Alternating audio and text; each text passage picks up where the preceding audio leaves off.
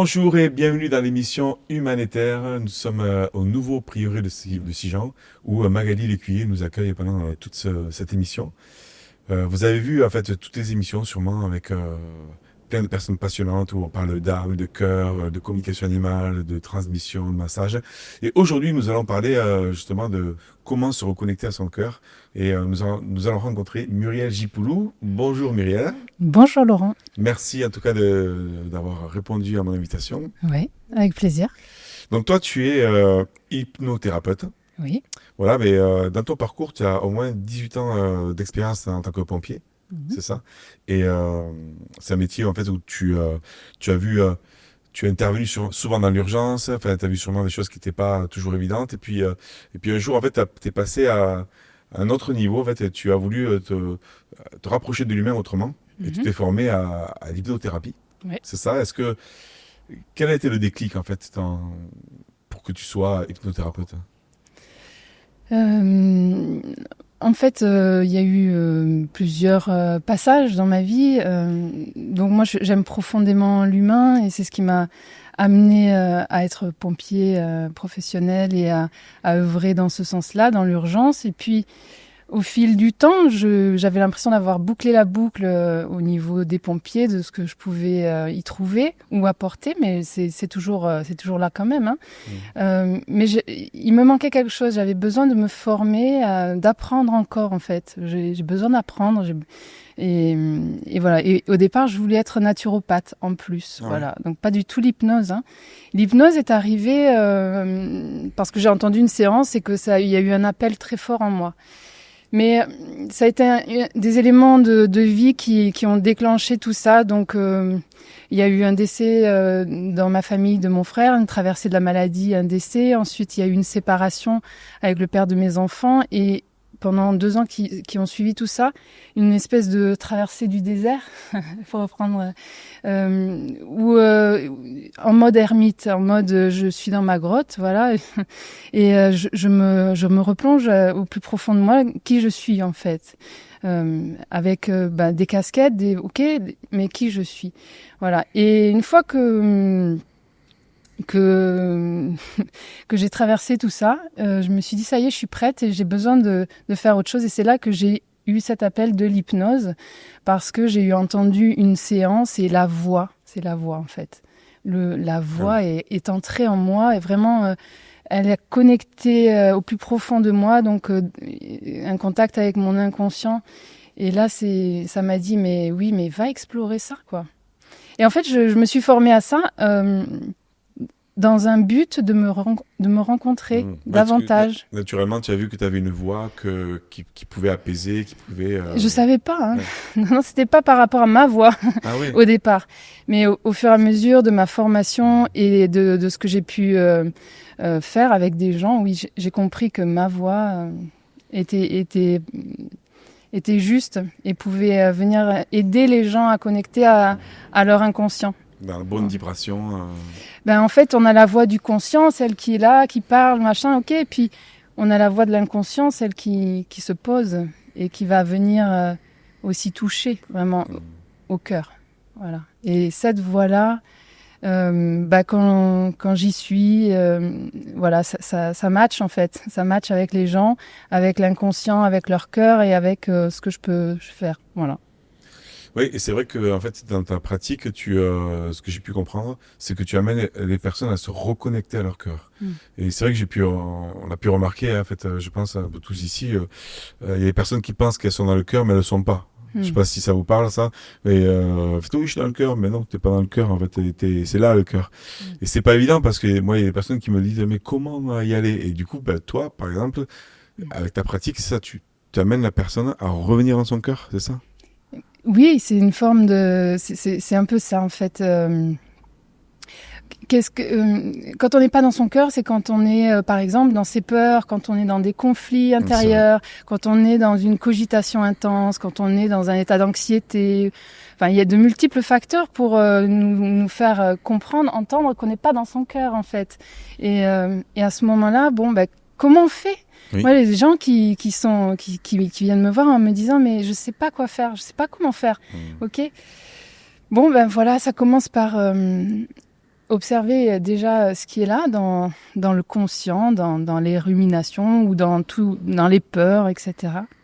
Et puis ensuite, c'est fermer les yeux et venir à l'intérieur de soi. Et moi, j'arrive à emmener les gens à l'intérieur dans leur propre voyage intérieur. Pour dire une image, en fait, pour comment on fait pour arriver dans son cœur, déjà, j'ai envie de vous dire ça, juste, c'est une grand-mère qui m'avait dit ça un jour et j'avais adoré parce que ça avait fait un impact en moi. Elle m'avait demandé qu'est-ce que ça veut dire ce signe-là pour toi?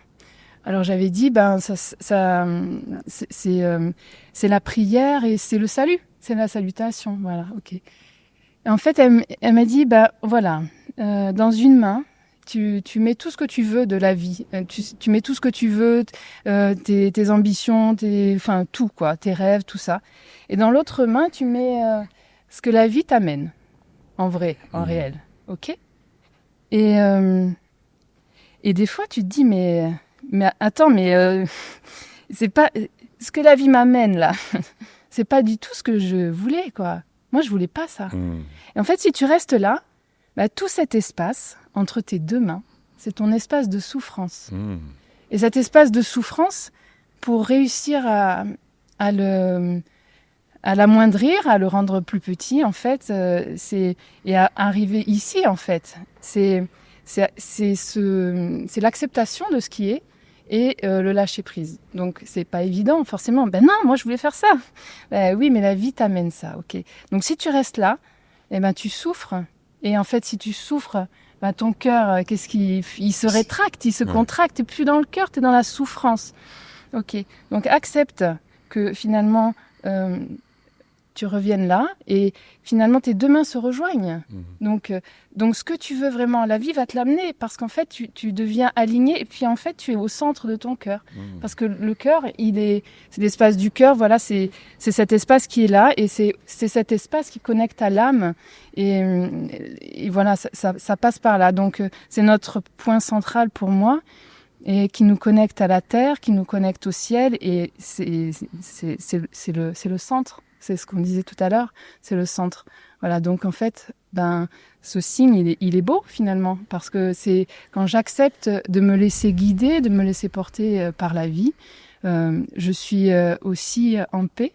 Du coup, j'accueille et finalement, si j'ai des rêves, ils vont y arriver en fait.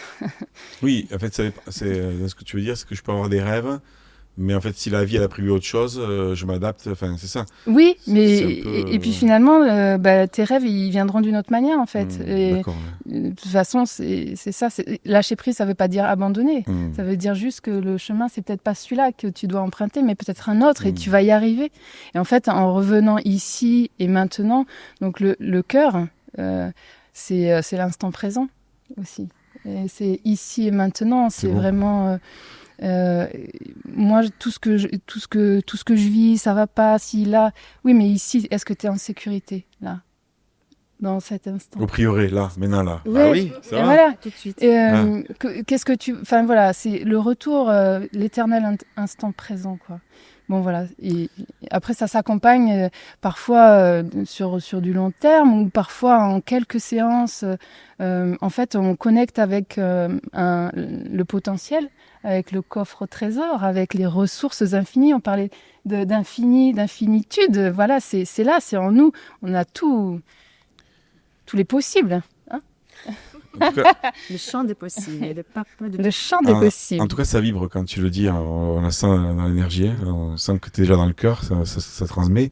Et comment ça se passe une séance, par exemple les gens viennent pour quoi? Est-ce qu'ils ont quoi? C'est des blessures de cœur? Ils savent qu'ils viennent pour le cœur? Comment ça se passe? Oui, ils ont une problématique, ils savent pas trop, et puis ils se disent, tiens, voilà. Là, maintenant, on m'appelle avec le bouche à oreille, donc c'est génial, ça veut dire que c'est gagné, en fait. Ouais, bien sûr.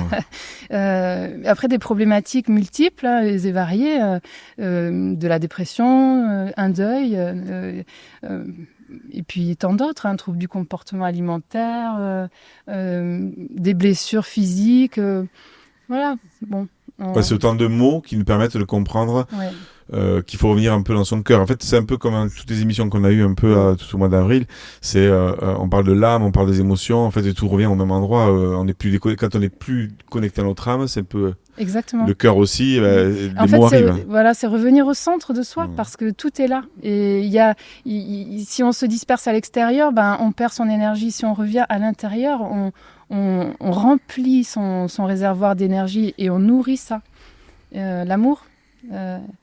Et donc là, j'accompagne de plus en plus des enfants et des adolescents. Et je trouve ça génial. Donc j'ai un bon contact avec les enfants, j'ai un bon contact avec les jeunes et leurs problématiques diverses et variées. Et des fois, c'est poignant. Et en même temps, parfois, il suffit de pas grand-chose. Parce qu'avec les enfants, c'est magique. En fait, ils sont tout de suite dans la pensée magique. Finalement... en quelques séances, on peut complètement transformer une situation ou un état d'anxiété et les faire revenir à un état de sécurité, tu vois. C'est cet état de... Souvent, c'est ça qui manque, c'est la sécurité. Et voilà, ça nous coupe si on n'est pas en état de sécurité. Ouais. Donc tu arrives à les ramener à leur sécurité intérieure, quoi. Ouais, bien sûr. Tout, et à créer cette protection dont on a besoin pour se sentir... allez, je peux me déployer aussi. Voilà, je peux. Et j'utilise pas que l'hypnose, j'utilise aussi la thérapie par les mouvements oculaires. Donc, EMDR, type EMDR, mais j'ai pas fait la formation EMDR, donc ça passe cette appellation-là. Quand bien même, c'est exactement pareil, en fait. Et puis, c'est mon approche, en fait. C'est moi ce que je ressens de la personne, et puis qu'est-ce que je vais utiliser comme outil ou comme corde à mon arc. Voilà, parce que je pratique aussi des soins énergétiques, donc c'est dans la globalité. Mais voilà. Donc, tu fais des soins aussi énergétiques, en fait. Quand la personne elle vient, en fait, quand tu la fais parler, tu fais au feeling un petit peu de ce qui se passe. Oui, au feeling de ce qui se passe. Mais s'il y a vraiment quelque chose de profond, on va y aller en thérapie, en mouvement oculaire, en hypnose.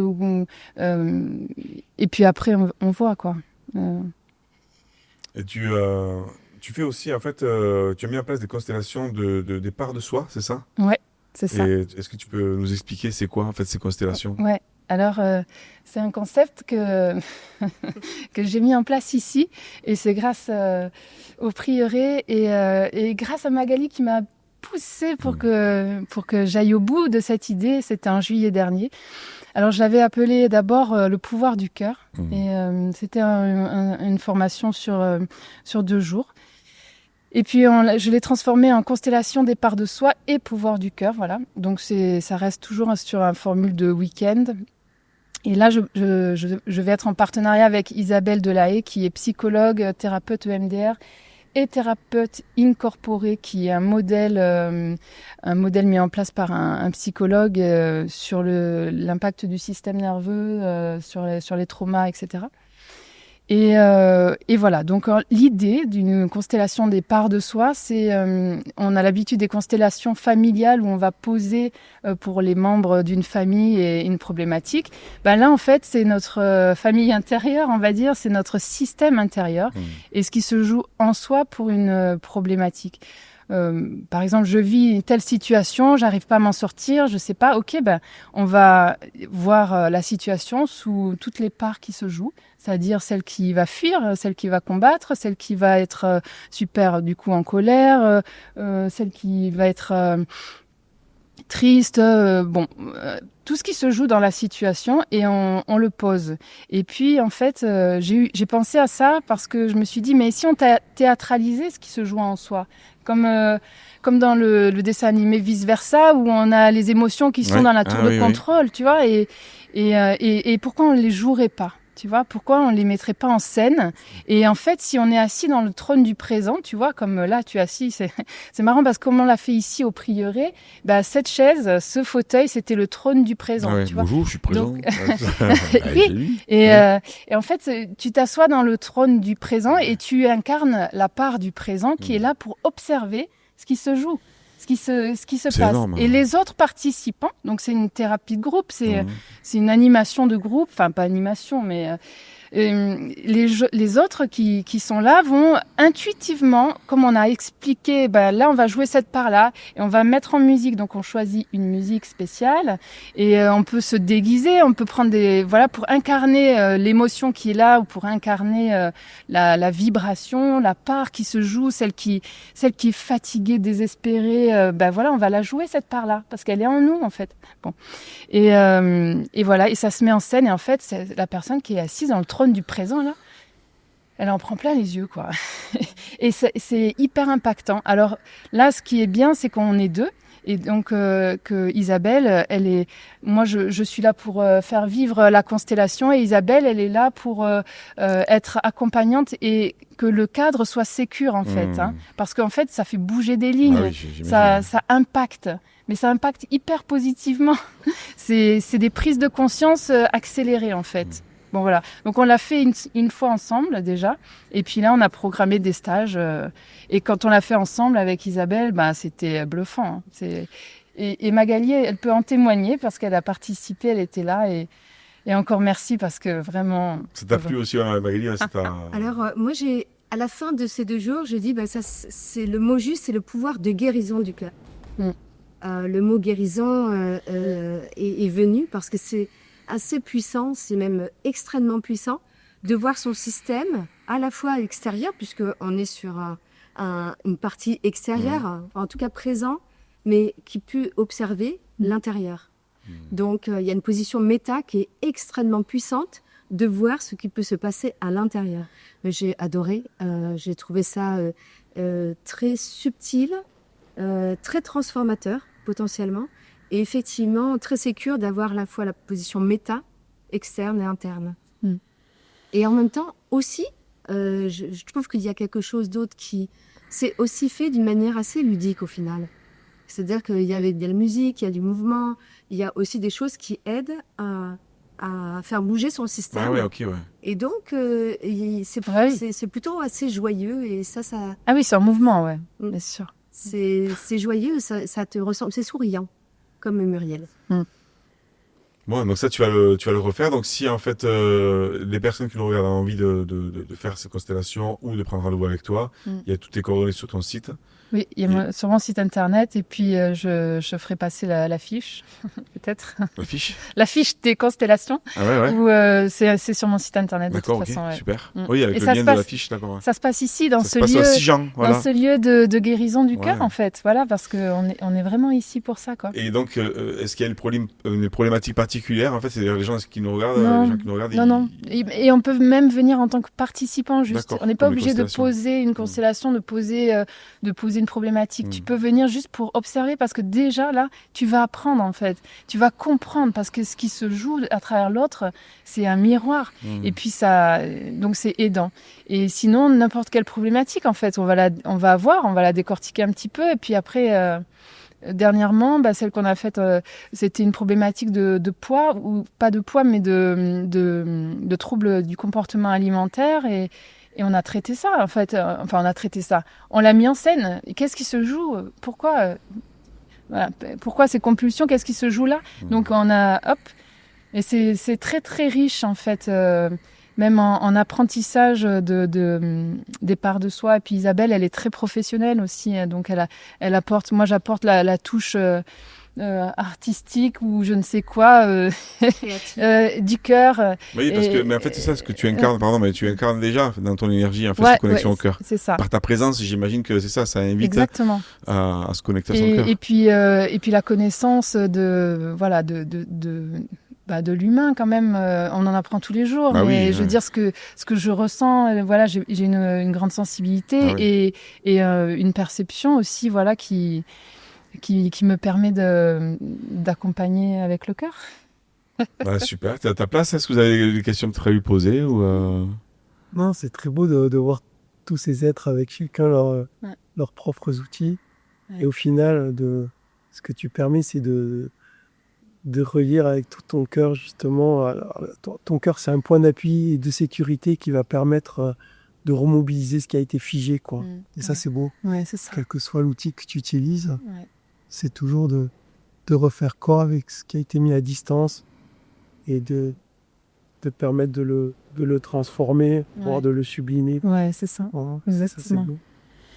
Oui, puis il y a besoin parce que la question que je me pose en fait c'est ça, est-ce que la plupart de nos mots déjà intérieurs ou des mots de la société sont pas parce qu'on est déconnecté du cœur ou parce que les cœurs sont serrés. Comme une fois on a rencontré des personnes en fait ça, on en parlait un peu avec Martine, hein, elles ont du mal à être dans leur cœur parce qu'elles ont été blessées, alors, du coup elles sont dans leur tête, elles réfléchissent, elles sont là oui mais non mais il y a ci il y a ça en fait alors qu'elles sont plus là. Ah bah non, elles sont plus là, ouais. C'est ça. Et ça c'est pas, enfin j'ai l'impression que c'est souvent. Non. Bah oui, ça arrive fréquemment. Ouais. Ça dépend François, non ça. C'est ça. Ben, ça arrive, mais moi aussi je C'est m'en joliment dit, c'est beau. Ouais. C'est cette vérité du cœur qui est simple. C'est ça. C'est simplement c'est dit, ça. c'est tout beau. C'est ça, il n'y a pas, Il n'y a pas grand grand-chose à redire. Ouais. Merci. Ouais. Donc en tout cas, maintenant, merci à tout le monde d'œuvrer pour ça.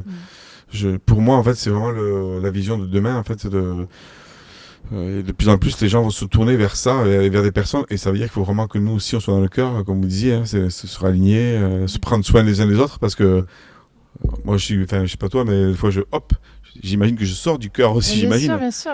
Je nettoie un peu, mais... mais toute l'idée, c'est de s'observer et d'être un observateur bienveillant avec soi-même et de pouvoir dire tiens, mais qu'est-ce qui se passe en moi en fait, je ressens ça et je me désaxe un peu, je m'en éloigne parce qu'en fait, je nourris quelque chose qui est pas juste. Et ok, je reviens aussi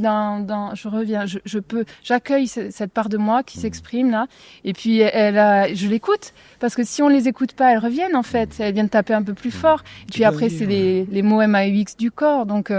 Voilà. Donc, donc on revient au centre et voilà, c'est ça. C'est ça. On peut être en déséquilibre pour revenir à l'équilibre. De toute façon, la marche déjà est un déséquilibre permanent. Et en même temps, voilà, on peut marcher aussi tranquillement et dans le cœur. Et je tiens vraiment à remercier encore une fois cette connexion d'âme qu'on a toutes les deux et qui nous amène à faire de belles choses parce qu'on a des projets en commun et un parcours des possibles qu'on est en train de créer et qui va vraiment être très très beau. Très très beau. L'appel du cœur, en fait, c'est sûrement que les gens vont venir avec l'appel du cœur. Ouais, je trouve qu'il y a un objet ici que je vais apporter qui est le tien et qui te représente tellement, qui te va tellement bien que j'ai envie de te le reproposer dans l'émission. Alors. Ouais.